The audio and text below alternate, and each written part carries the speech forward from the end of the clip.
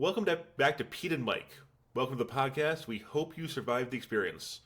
Today we're talking about Piotr Rasputin, Colossus, farmer's son, artist, mutant powerhouse, the only X-Man who can make a life or death struggle feel like a Russian literature assignment. Before he was an X-Men, Piotr was literally saving his village from a runaway tractor. That's how Professor Xavier found him, mid-hero moment, bare-chested in the wheat fields of Siberia. Even his recruitment scene reads like propaganda for manual labor. He's the middle Rasputin sibling between Mikhail, the mysterious older brother, and Ilyana, who grew up to be magic, ruler of Limbo, wielder of the Soul Sword, and occasional demonic CEO of bad decisions.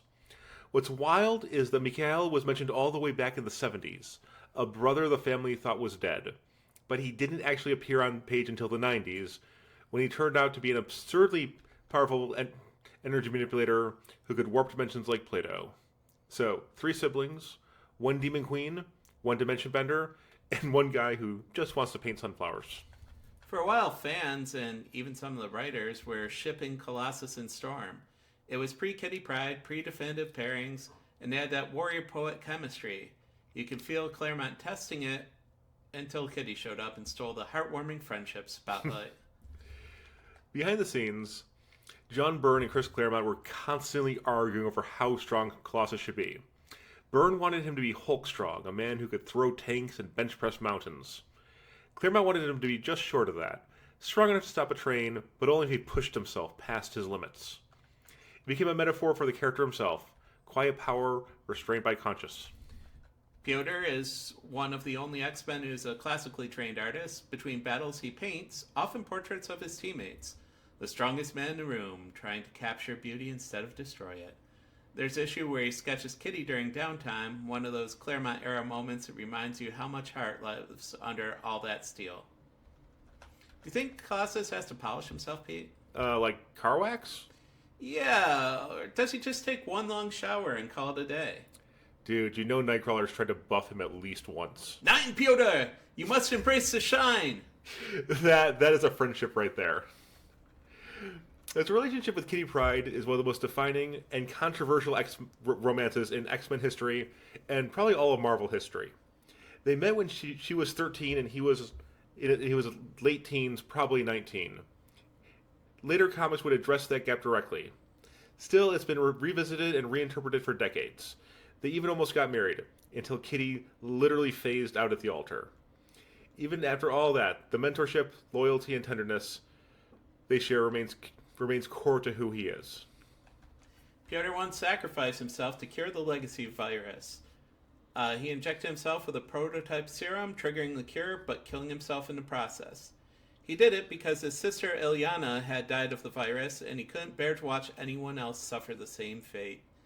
It's one of the most selfless deaths in X-Men history, and it stayed poignant even after Resurrection. Because when he came back, he was still the same gentle soul who would do it again. After his resurrection, Colossus went dark, wrestling with trauma, guilt, and eventually bonding with the Juggernaut's powers as the new avatar of Sidorak. But here's the twist. Ilyana manipulated him into it. She told him she'd take the gem of Sidorak for herself, knowing full well that he'd insist on taking the curse. Later, she admitted the truth, that she planned it all along because she knew he'd do the noble thing. It was the moment she realized she really is as bad as everyone says she is. Even through trauma, cosmic nonsense, and a few Juggernaut-sized bad decisions, Piotr never loses his heart. He's a guy who quotes poetry while punching sentinels. Joss Whedon nailed it in Astonishing X-Men. Kitty says she thought she'd lost him, and he says, never again. Strength through compassion. That's Colossus in one line. And let's not forget, he is a Rasputin, as in that Rasputin. Piotr is canonically descended from Grigory Rasputin, the Mad Monk, mystic, manipulator, and alleged immortal who refuses to die no matter how many bullets, poisons, or rivers they threw him in.